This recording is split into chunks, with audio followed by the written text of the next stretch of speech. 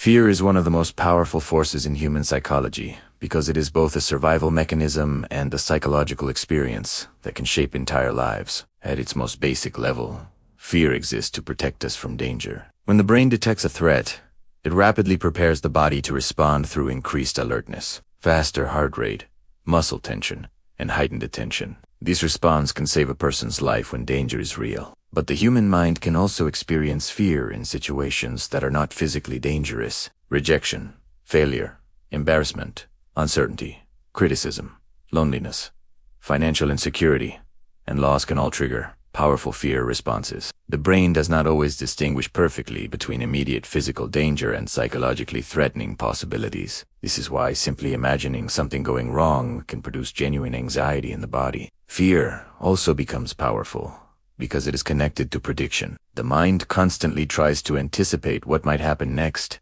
and when the future feels uncertain, it often focuses on negative possibilities. A person may avoid an opportunity because they fear failure, avoid intimacy because they fear abandonment, remain silent because they fear judgment, or stay in an unhealthy situation because the unknown seems more frightening than the familiar pain. In this way, fear does not always tell us what is dangerous. Sometimes it tells us what feels unfamiliar. The more a person avoids something, the more threatening it can eventually become, because the brain never receives evidence that the situation might actually be manageable. The deeper psychology of fear is therefore not simply about eliminating it, but understanding what it is trying to protect. Fear may be connected to an earlier experience, an insecurity, a painful memory, or a belief about what would happen if things went wrong. Sometimes the fear is realistic and deserves caution. Other times, it has become larger than the actual threat. Avoidance can provide immediate relief, but that relief can strengthen the fear because the brain learns that escaping was necessary. This creates a cycle in which avoidance produces temporary comfort while making future encounters even more frightening. Courage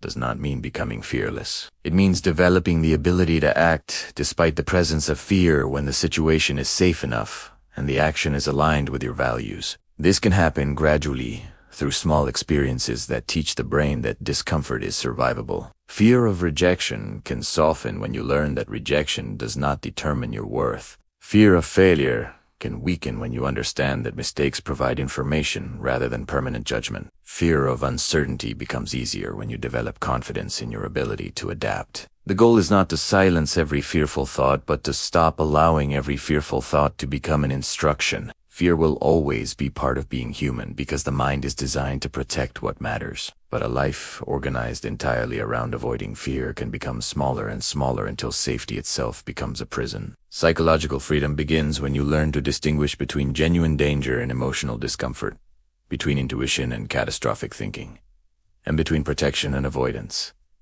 Sometimes fear is warning you to step back. Sometimes it is standing at the edge of growth. Wisdom lies in learning the difference.